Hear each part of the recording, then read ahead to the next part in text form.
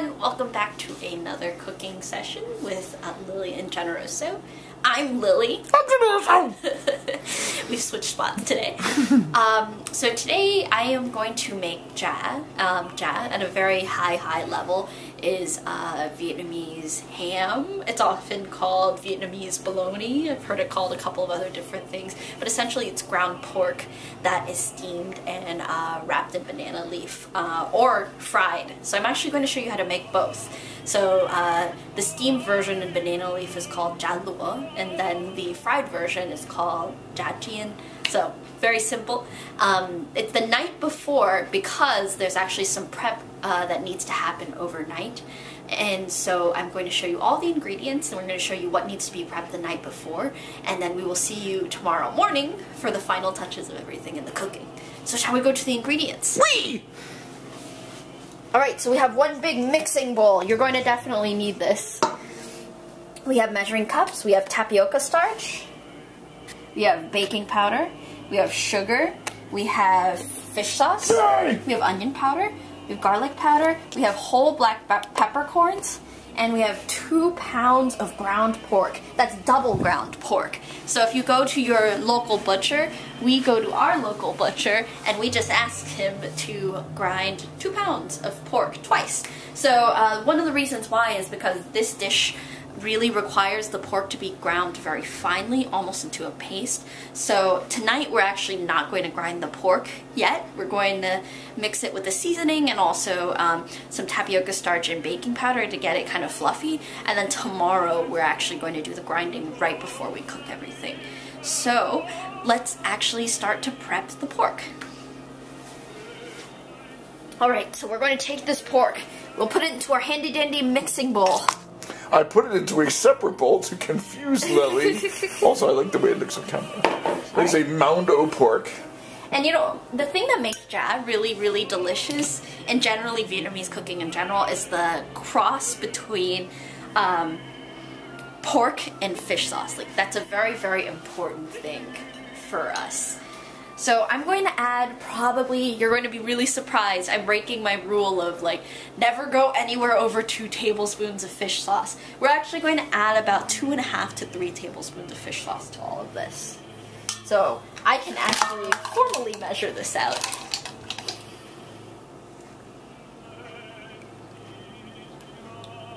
So that's 1.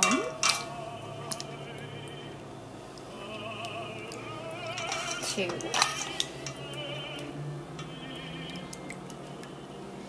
3, and just a tiny bit more for good measure. And that's what really makes this dish kind of shine.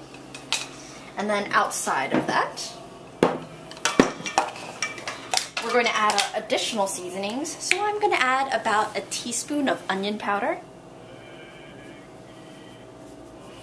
If it'll come out of the container. Cool. About a teaspoon of garlic powder.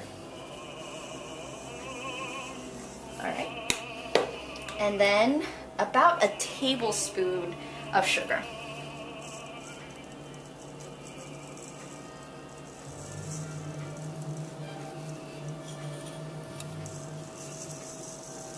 Alright. And then all you're going to do is take your hands and mash all of this together.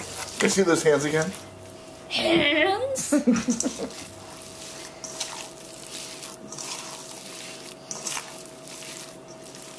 I love what fish sauce does to a room. It's a nice happy smell. No, actually I love the smell. You're like, oh, it smells terrible. I think it's beautiful. It makes you want to evacuate. No. I'm a fishy man. Alright, so what I'm going to do now is, this is pretty nicely incorporated through. Just want to make sure that all the fish sauce gets through and all of the garlic and the onion powder gets through the pork as well.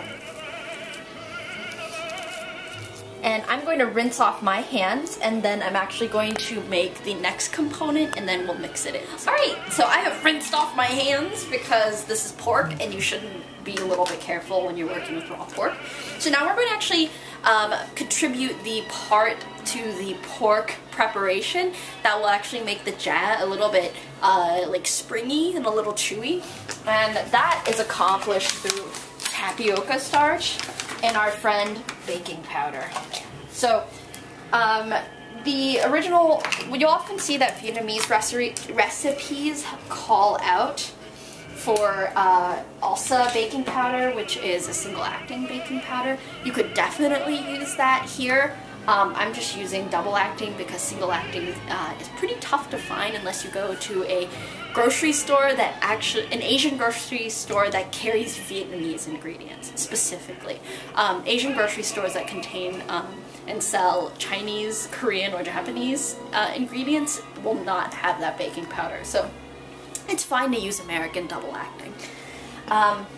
So what we're going to do is we have 1 cup of cold water in a bowl. I'm going to measure out 2.5 teaspoons of tapioca starch. I'm adding a little bit more because I like my jab personally to be a little bit on the chewier side. Other people like it to be on the meatier side.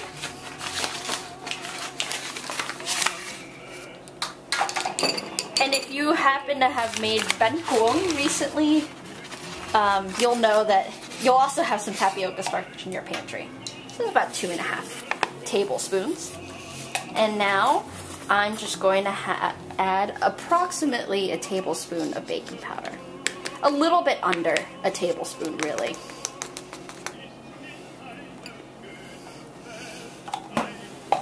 And now, you want to stir this up very nicely. The tapioca powder, tapioca starch is going to stick to the bottom of the bowl. That's okay. And this liquid will bubble up. That's what you expect to happen. That's fine. You want to get all the lumps out and mix this into a paste as much as you can.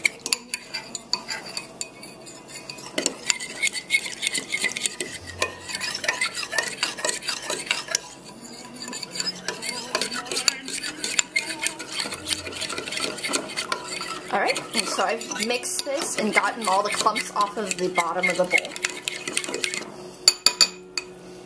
And all you're going to do is pour it straight onto your pork.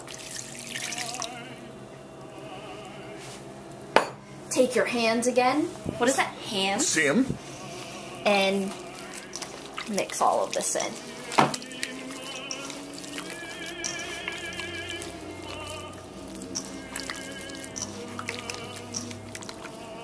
It's a nice squishy sound. It is a nice squishy sound. It's okay if there's a little bit of standing liquid. It's mostly because there's a cup of water in this, but your tapioca starch is going to help to bind this, and tomorrow when we grind all of this, that water is going to be really helpful. Alright. So that is it for the preparation of the pork the night before. We're going to cover this and we're going to stick this in the fridge overnight. If you don't have time for overnight, you really should leave this for at least 6 hours. So again, this dish actually has very little cook time.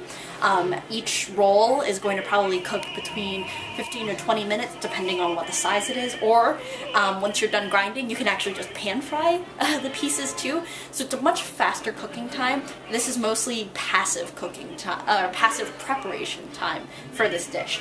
And so we'll cover this all up, stick it in the fridge, and we'll see you tomorrow morning, and I'll show you how to wrap this up in the banana leaf and also with the twine tomorrow, so it should be an exciting day. Hi everybody, so it's the next day, it's the next afternoon, and so we have taken the meat out of the fridge. Meat! And you see that there's a food processor next to it, where we're going to actually grind up the ground pork into a very fine paste. But before we do that, what really makes jab really delicious is the peppercorns in it. So if you buy it in shops, sometimes either they'll completely not include peppercorns or they will have peppercorns, but the peppercorns will be entirely whole. So it's completely possible that you'll bite into a piece of jab and there's an entire peppercorn in it. And I'm not a huge fan of that, so what I'm going to do before I put the peppercorns in the final paste, I'm just going to crush it with a meat tenderizer. So I've put about a tablespoon of peppercorns in this. I personally like my jab really peppery. You can use fewer peppercorns if you would like. I personally like them a lot. So I'm just going to take the flat side of my meat tenderizer and just do a pass on this.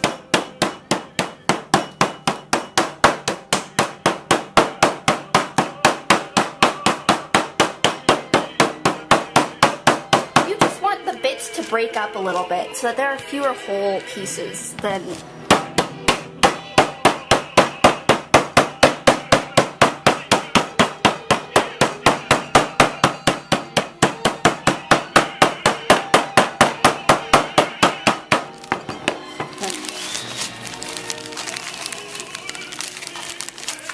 and then just do one more.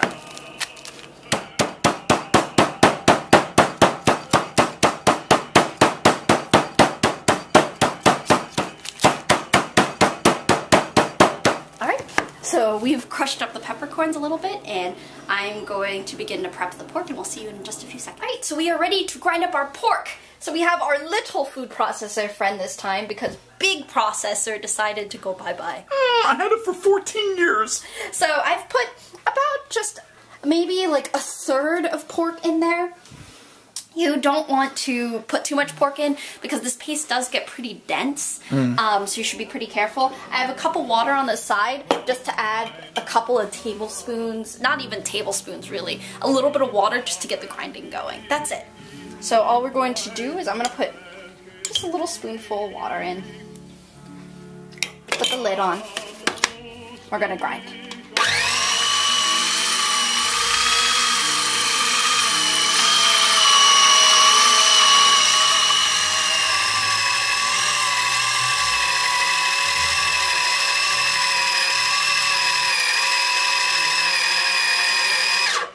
Check on it as it goes. You want the pork to eventually, exactly like I described, you want it to be almost like a fluffy paste. It's getting there. It's going to need probably just a little bit more pulsing. I'm just scraping down the sides and just mixing up the pork a little bit.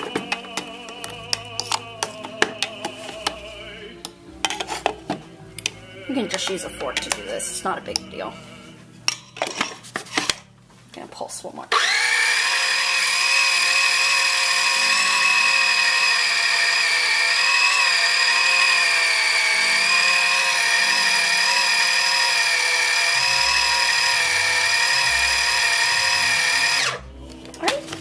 And now you'll see that the pork has turned into a nice paste.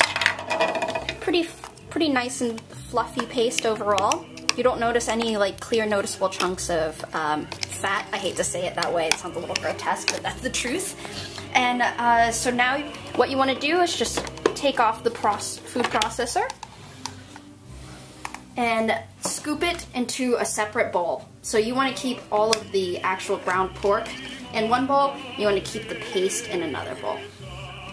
And we're going to keep on doing this until we've ground up all of our pork, and we'll just let this set in the freezer for a couple of minutes just because you want the pork to be really cold before you start rolling it up in the banana leaf. And so we will see you. Oh, the pork is ground into a paste. And now I'm going to take our crushed peppercorns, just pour it all in.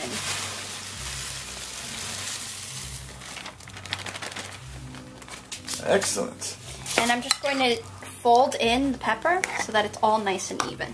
This might scare the hell out of most people, the amount of pepper you're putting in, but I'm just dying to taste this now because I love that much pepper in everything I eat. I do too. I like the jad to be very peppery. Like, not peppery jad is much less exciting to me. Like, it's delicious, don't get me wrong. Just like bologna is delicious by itself.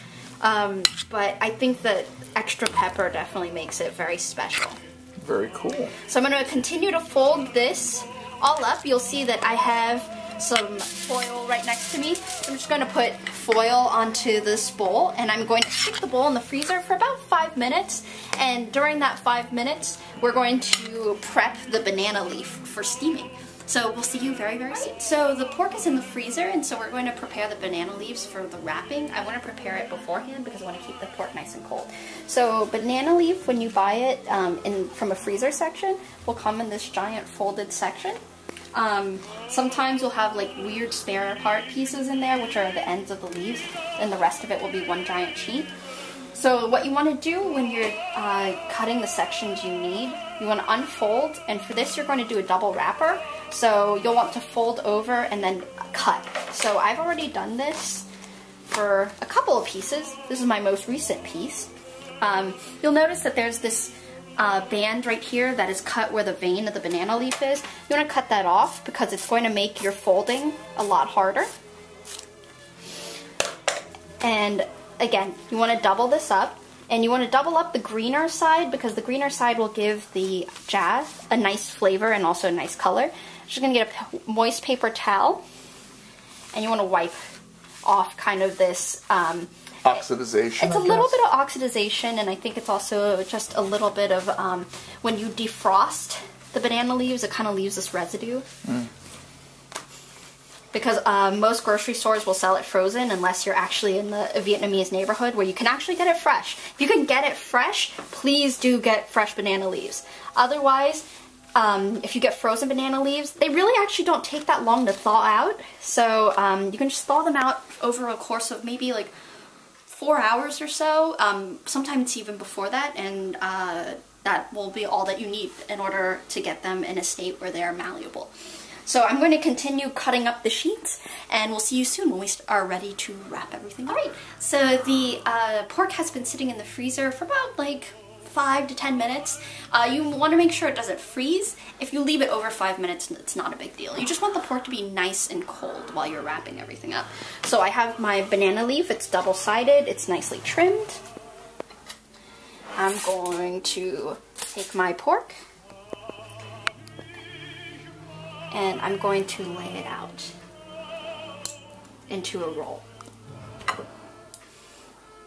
I'm making skinnier jad than what you might find in a store. That's mostly because I want to. No other reason than that. I think that the jad is more delicious when you can cut it into smaller medallions. Again, it's a personal preference thing. If you want to make a fatter roll, that's totally fine. There's nothing against that either. And if I hadn't explained it before, jad is what often when you get a specialty banh mi, it is included in that. Oh, very cool. So I grew up rarely actually eating it in banh mi. I actually grew up eating it in exactly the form that I'm making right now. And we would buy little baguettes on the side, the Vietnamese style baguettes, which are really crispy on the outside and fluffy on the inside. And you would basically take a bite of jad, and then you take a bite of bread, and that's how we always grew up eating it. Either the steamed version in the banana leaf, or the fried version, which I'm actually going to show you how to make after I put all of these in the steamer. So, what I've done is you've noticed I've flattened out the pork. I'm going to take up the two sides, fold them together, pressing down and making the pork combine together. Going to fold this leaf in half, this flap that you have, and then I'm going to fold this down. Press down. I have some just standard twine. I'm going to cut a piece of it off and pull this under here. Just right before I do the first kind of tie at the middle, I want to just even that out. Tie it in the middle. You don't want it too tight because you don't want too much compression on the pork, but you do want it tight enough that's going to keep it together.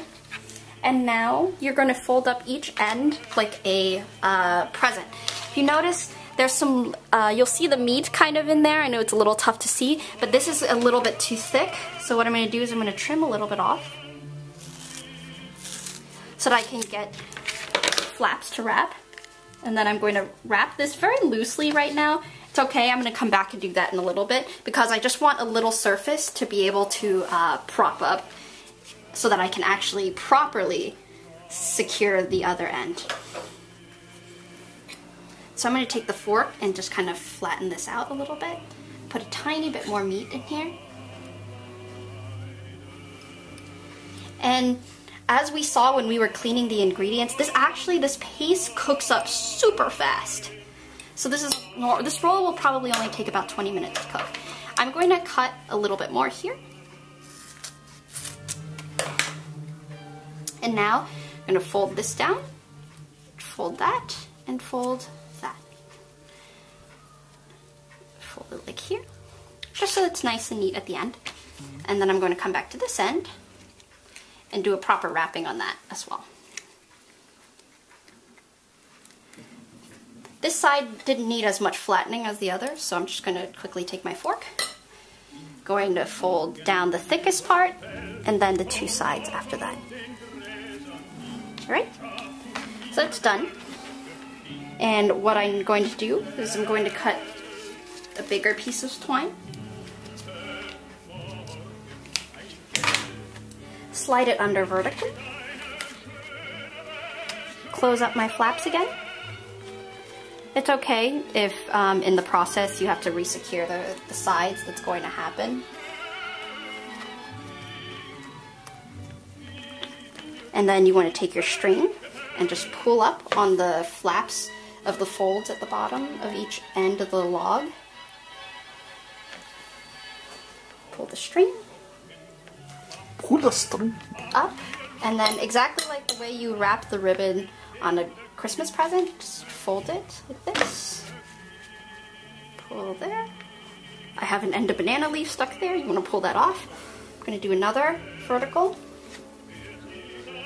fold here. And then just have them meet. Some people are really good at making this super tidy. It normally takes me about 2 or 3 rolls before I can get things really nice and neat. But that's okay, because at the end of the day, what's most important is that the pork cooks up inside. And while you're doing all this wrapping, I should say that you should have your pot on, which we do. It's our steamer pot. At this point, we've left it on medium while everything was in the freezer so it doesn't get too hot. We can turn it up to high now because we finally are at a point where we actually can start having some rolls. So trim off those ends, it's fine. And this is the first roll of jat. So I'm going to roll up the other ones, and I'm going to go ahead and actually put this one into the steamer.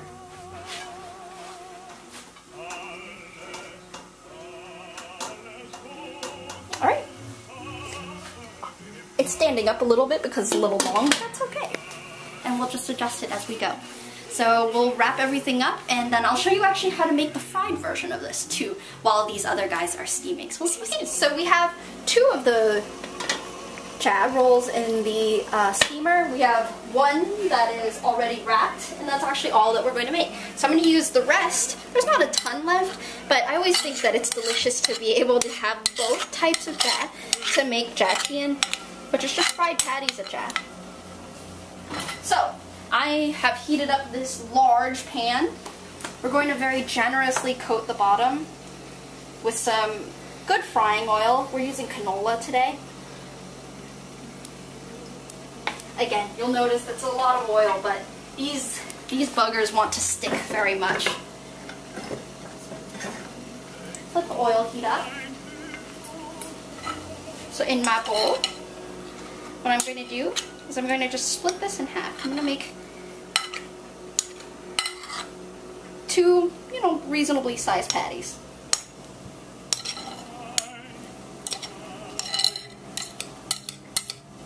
What's delicious about jatjian is that the outside will bubble up a little bit, and that's the best part. Okay, so I'm going to take these, take my first batch, drop it on in.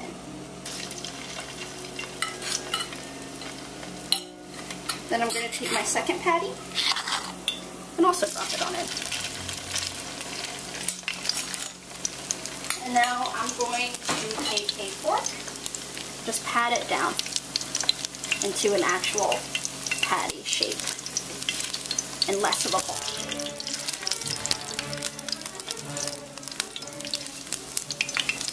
God, that smells beautiful. Yeah, it's a little sweet, it's a little savory. That fish sauce is going to go a long way to really making this jad taste really delicious. You can, again, you don't necessarily have to steam everything if you don't want to. If you just want to make jatjian, go for it. Just make the pork and then just fry it up at the end. That's it. This is one of the few times that you'll actually see me enlist the spatula. What you want to do is you want to make sure that the outside is golden brown before you flip it. If you notice if I can show you on the camera, it's not quite golden brown yet, but you'll see that there are like these beautiful little bubbles, almost like batter on the pork. And that's coming from the tapioca starch and also the mix of the baking powder, because the baking powder bubbles up a little bit. And again, keep this very nicely oiled because otherwise it will stick. I'm going to go ahead and flip this. Alright. Ooh, you alright? Yes, I splashed myself with a little bit of oil. Be very careful. It's intensely hot, folks.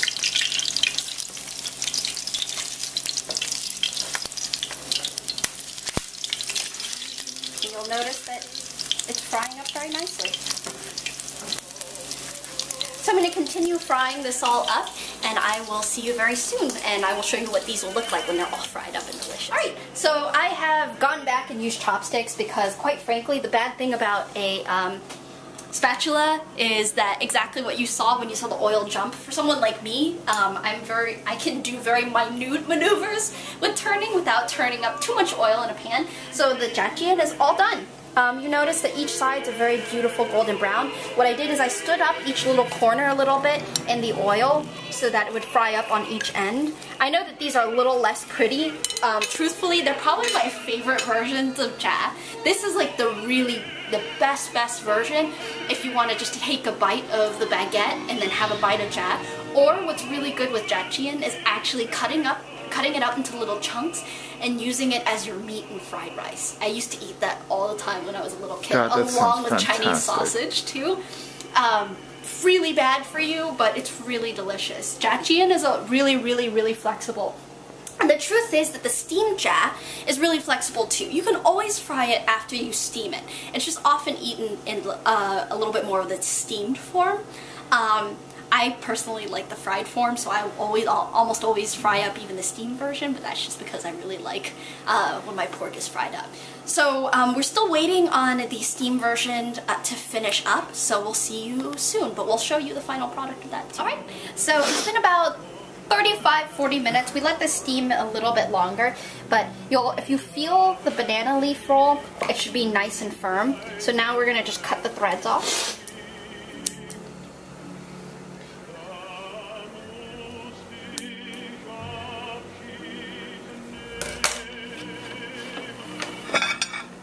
And unwrap.